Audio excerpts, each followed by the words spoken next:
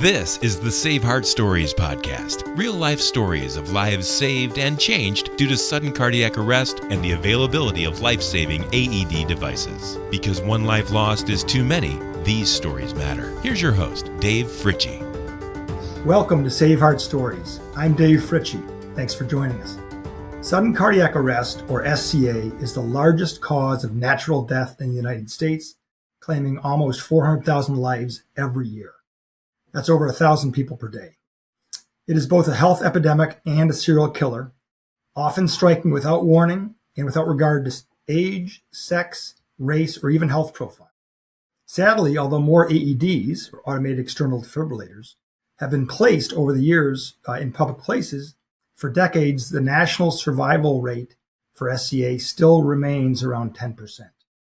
Here on SaveHeart Stories, we talk to SCA survivors, emergency response professionals, CPR AED trainers, and distributors, inspiring not-for-profits, and local school and community leaders, all of whom work to reduce or eliminate unnecessary SCA death and improve survival rates. We join them in the mission, and we are honored to help tell their stories. If you enjoy the show, please hit the like button wherever you watch or listen, and subscribe to future podcasts so you don't miss another important SaveHeart. Today, I am honored and very excited to talk with our guest, Chip Georges, president of Marelly Safety. Marelly is a preeminent AED distributor and safety CPR compliance trainer based in St. Louis, Missouri. It was founded in 2002, and it's always been a family-owned and operated business. Over the years, it's earned a great reputation and well-deserved for its integrity and outstanding customer service. Chip, good morning, welcome, and thank you for being our guest on SaveHeart Stories. Good morning to you, Mr. Dave. It's a pleasure to speak with you, and it's both a privilege and a pleasure to be working with you, and glad to be here. And it's a joint mission, right? It's a joint mission to Absolutely. To make people aware of this new outdoor cabinet service. Yes, absolutely. And, you know, I always say, and I think I mentioned this as we've gotten to know each other over the past year or so, I always say how lucky I am to be in this life-saving industry and just work with truly phenomenal people around the country, people and organizations like Marelly, like you. And it's just an honor to do that. Of course, when you hear save stories or communities making a difference, and really people like you and Marelly with its history and growth over the years are really the people that make it happen. You know, can you share with our audience a little bit more about Marelly's origins and really the secret behind your growth and success over the years? Yeah, absolutely. So Marelly was founded, like you said earlier, it was founded in 2002 by my late father, Chuck Georges, who was the founding father, we'll call it, at the time. He had a private partner, a very silent partner initially, and they both put in some hard-earned cash. Although minimal, still it's still a great story. Back in 2002, they incorporated, and my father had actually been in the business in the emergency response, emergency oxygen training business for about 6-7 years prior to that. And when he was working for a company, he wanted to get into AEDs back in the early 2000s, 2000, 2001, and of course 2002. And at that time, the company he worked for's owner was very open and understanding about it. They just didn't want to get involved with AEDs at that time. Right. They had their focus. And so my father created, we know it today as Marelly AEDs and Safety because AEDs are such a key part of the business. But not to bore anybody, the true legal name of the company is Marelly Leasing LLC because it originally started as an AED leasing company. It was something that my father's goal was to lease 4 or 5 AEDs out of his trunk. That's literal, not figurative, and sell them to the big boys and go from there and make it a little side gig. And lo and behold, here we are. I'm sure you understand this, Dave, in this 2006, 2007, 2008 era when AEDs really started to gain ground. Manufacturers started to make AEDs that were more affordable, more user-friendly for the infrequent but trained responder. Leasing kind of went down and sales went up. Yeah. you know? The dawn of public access AEDs. That's right. Yeah, with that. So it took a little while for AED manufacturers to start to understand how AEDs were going to be received in the public access world and in the private access world, and schools, churches, workplaces, et cetera, outside of a medical or advanced responder facility, that is. And yeah, so Marelly is a family-owned business that I was grateful to join in late 2004, 2005. So my father had a few years under his belt doing it on his own, and then I joined forces with him. And we always wanted to be an AED program provider. We had to instill the right direction and the right message to our potential clients. We wanted to save lives. That was our goal. And that had to be our passion and our directive. And then at the same time, we had to make money doing it, right? You got to make money to survive. And that's where we pride our difference is we are lifesavers that happen to make money doing it. We are not sitting around going, how do we make money? Let's sell AEDs. That's not how we did it. Different ball game. And Marelly, fun little Marelly trivia, and then I'll stop chatting here because I'm sure you got some more questions. The name Marelly does not involve anybody Italian. The name Marelly comes from my late father's first two grandchildren's first names, Maria and Kelly, combined. So that's how Marelly came about, the name, and it stuck.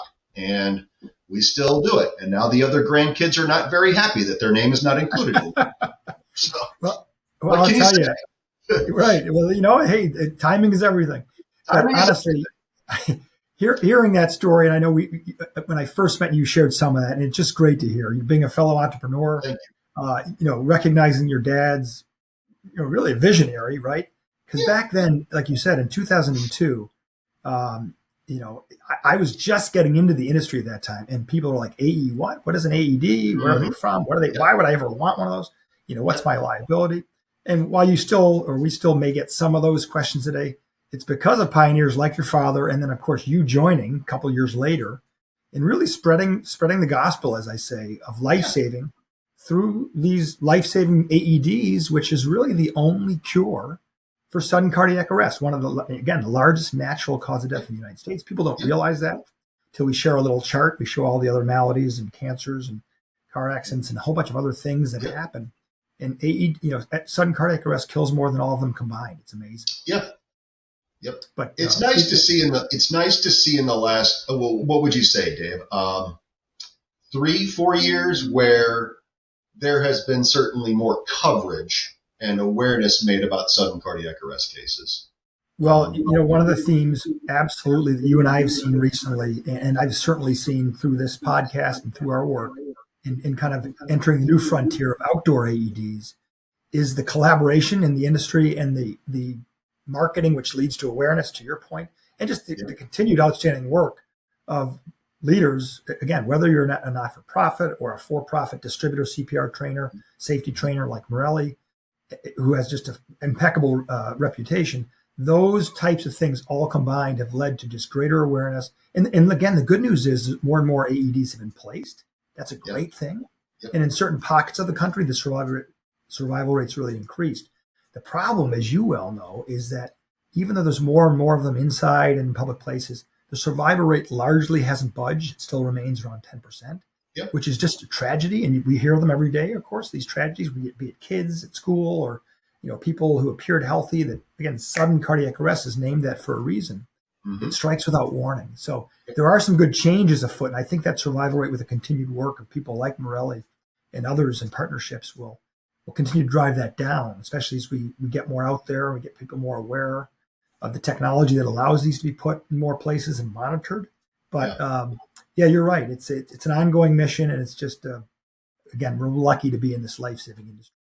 Yeah, absolutely, without a doubt. It's all about awareness. It's all about people knowing where AEDs are, constantly seeing them. That's one of the biggest kickers, so that they don't have to theoretically remember exactly where one is. But constantly seeing it, and I believe that's one of the benefits of an outdoor smart cabinet. where people They haven't been placed continuously see this stuff. And that just helps raise awareness altogether. I mean, maybe that outdoor cabinet triggers that person that saw it to go into their workplace and start looking for them, just so they know where it is. Yeah. Yeah. No, It one can be influences another for sure. Mm-hmm. Absolutely. Yep. That's great. Knowing that, again, no success comes easy, and you guys have been around now for more than a few decades. What are some of the major roadblocks or barriers that you and Marelly Safety have faced in growing to where you are? I think barriers to growth. Some of the barriers to growth is in the early years. It was, as you kind of already stated, it was what's an AED? What are you talking about? Right. That's obviously changed, and most people know what an AED is. I think the barriers to growth is growing. It's always been a challenge to get people to look at an AED program as a set of 3 and 4 moving pieces, not just buying an AED and hanging it on the wall or putting it outside on a wall, whatever, so we keep this conversation relevant. It's just, right. It's educating them that there's more to it than that. And I think there's unfortunately some reasons why that's been that way, but, and why it continues to kind of be that way is, let's face it, AEDs in a way, unfortunately, lately have kind of become commoditized. Okay. A lot of people sell them. A lot of people provide them. Where the difference is whether or not you're an AED store, an AED seller, or if you're an AED program provider. That's the big difference. And when you get in front of those people that want to understand that, and the majority of them do, right. The kicker is just getting in front of them and explaining, hey, that's great. You want an AED, but let's step back for a minute, ma'am, sir. Let's talk about this for a second. And when you do that, they're very appreciative of it. And you also get customers that are loyal, as opposed to picking up the pieces after someone buys an AED. And now you've got to go sit there and tell them you got to do this, and this, because there's nothing worse than an AED hanging on the wall when nobody has been involved with it. No training has been provided, or it's fallen through the cracks or expired or just stopped. And there's no compliance and there's no monitoring of any type, so it's nice that, that people do it. And we've always been a staunch preacher of, we are an AED program provider. Yeah. I will sell you an AED, but we're an AED program provider. No question, Chip. And, look, again, you and I have been around a long time in the industry, and we've seen a lot of changes. We've seen a lot of people, run into walls, both in a good way and a bad way, and learn from it or not. But I think you hit it on the nose. And that's why, even in the mid 2000s, when true public access was just getting off the ground, you had a lot of kind of, I'll call them pop-up distributors. I use that term loosely, but they sold a box, right? They sold a box, and that's all they sold. Yep. And there was an initial wave, I guess, of public access. Those places that haven't focused on the true program, like Marelly has done so successfully, have gone away. And it's like any industry, the good survive, and the others have weeded out a little bit. Yeah. And that's why I think Marelly not only survived initially, but has grown, and happy customers and satisfied customers like Marelly have told others. And then even like through relationships like we've got now with SaveHeart and Marelly, just continuing to tell each other's story and, let people know what constitutes not just a good AED vis-a-vis others, because they all work, right? But then what about the program? Are your folks trained? What about, is it a visible location? Is it monitored? Are you compliant with whatever local laws may exist? Yeah. And then really listening to customer needs and sharing your expertise. So I think that's been a great thing that I've seen from years. Yeah. In an AED program, there's typically 3 names on it. It's Marelly's on that program, okay? The buyer, the end user is on that program, and the company that buyer works for, their name is all on that program. So we are actually very discerning. I mean, it sounds crazy, and we don't want every client in the world out there in the United States to buy it. We can't handle it, number one. We wouldn't be able to give them the customer service, but we are very discerning. I mean, I'm very fortunate and blessed to have AEDs in every single state except Hawaii. Wish I could deliver one there. I did not know that. Yep, we have an AED in every state and in Canada and a couple in Mexico indirectly through partner distributors. Right. Wow. Now, naturally, we're Midwest for obvious reasons because we're in St. Louis and there's a feet on the street element, right? But we are very hands-on. I think that's one of our biggest selling points and services is we can hold a client's hand as much as they want. If a client doesn't want their hand held, fine, nothing wrong with that. But you're at least going to hear me out. If you want to buy an AED, you're going to hear what it entails. You want to go do that stuff on your own? Fine. But you're not coming back to me telling me you never told me this because that's what we want to do, you know? Yep. Well, I think that's very commendable because, look, you're a for-profit company just like we are, but really you need to educate, and you've been doing that for a couple of decades of, hey, AEDs are awesome, they save lives, but here are the other important things to think about. And because you do that and take the time with people, I think that really leaves a mark. And again, there's more people selling real true programs around the country than there were when we started in the industry, and that's a great thing. And I think there's a lot more to go. In fact, one of the questions I had for you, Chip, was, with the changes that have occurred in the history and the knowledge that you've gained and experience over the years, what do you see in the future?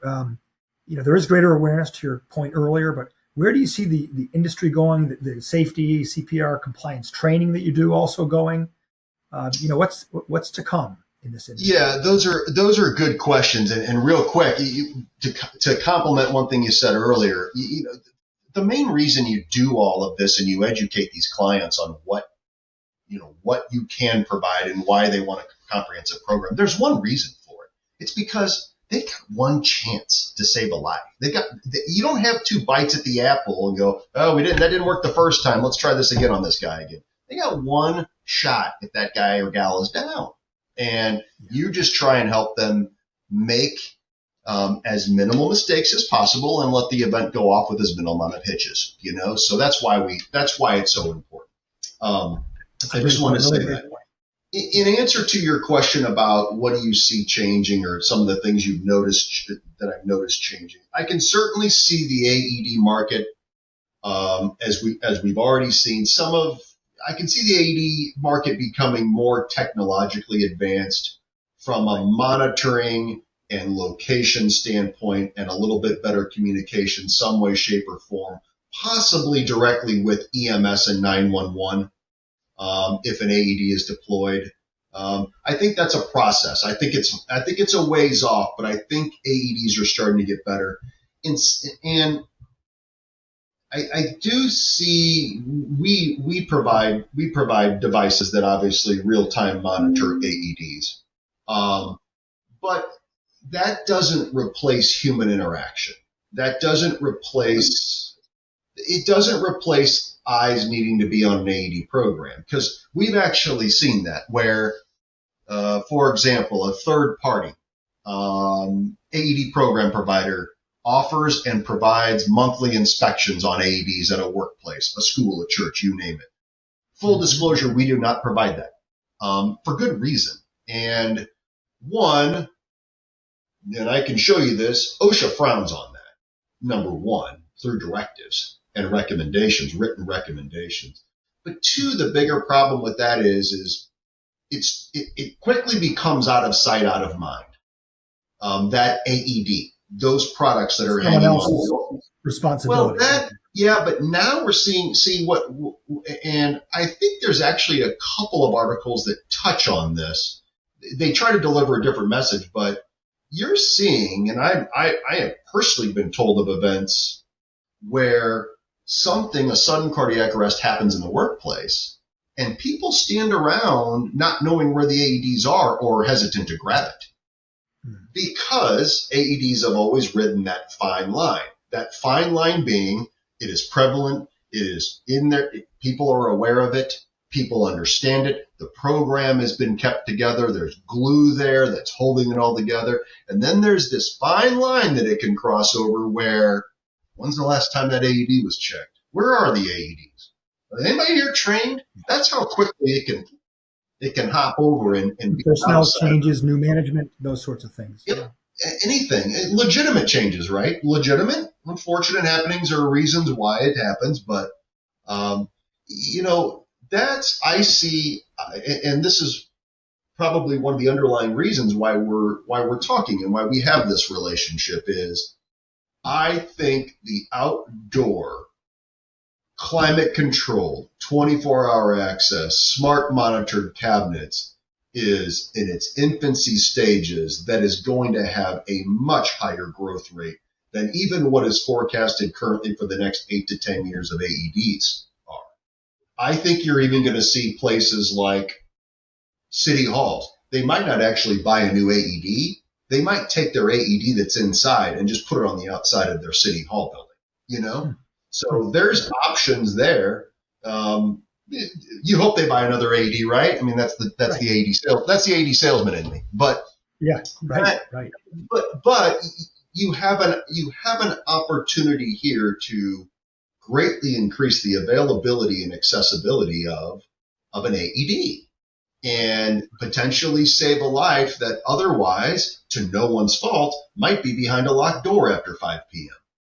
Yeah, you still see that, and it's heartbreaking. But that's why it's so refreshing again to have people like you and Marelly Safety really talking about what the best practices are, what a best in class AED program is, and with enough people saying that, especially in their local community. And I did not know you had an AED in every state, but strong Midwestern presence, satisfied customers. Just over time, with you and some other leaders that have been doing that, that message starts to magnify and multiply, which has been exciting to see. Yep. And I was going to ask, knowing that we do still see some, I'll call them, not best in practice things with regards to AED, more and more are happening. What's been perhaps the most satisfying moment, Chip, that you've seen, in your experience at Marelly Safety, or a new initiative you're working on, or could have been a moment or a save or something like that, perhaps at a customer? I don't know if it's necessarily any one save. I think it has to do with going back to the roots and the foundation of the company, where we've known of over 100 documented saves of our AEDs put in place throughout the 20 plus years. I am hoping that you never want an AED to be used. I mean, let's face it, right? I'm one of the few salesmen in the world that can say, I hope you never have to use my product. Right. But right. Yeah, you are. It's like an insurance salesman. I don't want you to use this, but you got to, it's here. But, and I can say that because, full disclosure, my best friend is an insurance salesman. But it's getting out there, because I know these AEDs in public places, public school tracks and fields and parks and trailheads and community concert venues and outside the wall on a city hall in a town square. I just know fire department wall, those sorts of things. Yeah, I just know those are going to help save a life. And I haven't found any paramedic, EMT, EMS district, firehouse that's against those being out there, because it just helps with quicker response. Because the name of the game, more than most, right? Yeah. Yeah, the name of the game with SCA, sudden cardiac arrest, is quick response. I mean, without question. Attending to that victim as quick as possible, because the people that are going to watch this podcast have probably heard the famous, every minute that a person's not tended to, is chance of survival goes down 10%. With after 10, 11 minutes, survival rate's 1.5%, 2% maybe. And it's and even after 3 or 4 minutes, it just goes down drastically, and that's the best chance. As they say, within 3 minutes, they have over 70% chance if they get the AED. From the victim to the AED and back. 70% chance. Yeah, it's much higher. Yep, exactly. Yeah. So, and you and I both know this, and that's just that's the battle we're trying to fight. That's what we're doing here. So that's why I think SaveHeart and these outdoor cabinets are hate to sound like a cliche, but it's a game changer. These can be game changers, and they can definitely increase the awareness and visibility, at an event. Just think of the difference between having an AED in a press box or in a locker room or in a storage cabinet at a school. Instead, let's have it just outside on the bleachers. Huge difference. Huge difference. Saves minutes, and that saves lives. Well, listen, to have 100 saves that you know about, by the way, is phenomenal, and I'm sure there's others you don't. And again, I think it's just a testament to Marelly's knowledge, experience, service orientation, and mission. So it's really exciting, Chip, to have been able to talk with you. How can people contact you in Marelly Safety to learn more, to utilize your services? You can obviously call me direct. It's one still of our strong benefits of working with a well-established AED program provider is I always tell my clients they still get the red bat phone. I have a supporting cast and crew of people in my office, but I have picked up an AED purchase at 3 a.m. in the morning. I have received calls when someone used it in a panic, going, "What do I do now?" in the middle of the night. And that's the beauty of Marelly is you don't have to call a separate department for training or for AED, pads and batteries or compliance or this or that. We all work together in our workplace, and you can find us through the wonderful internet at www.marelly.com. That's M as in Mary, ARELLY.com. You can call us 314-348-4299. That's my direct cell number. And you can obviously email us, and I'm sure you'll be able to put that up on the end of this podcast. Absolutely. I was going to say, we're also going to, of course, highlight Marelly and with some links and via social media and make sure that we are also spreading your story, because that, again, helps save lives. And we've already got some outdoor AED SaveHeart cabinets out there, and I'm sure you'll show those, and I look forward to implementing quite a few more. We got another one going in a couple of weeks down south. So, well, that's wonderful. Well, listen, again, I'm looking forward to continuing and growing our relationship, helping tell each other's story, and just helping to save more lives. So, Chip, I can't thank you enough for being our guest here on SaveHeart Stories.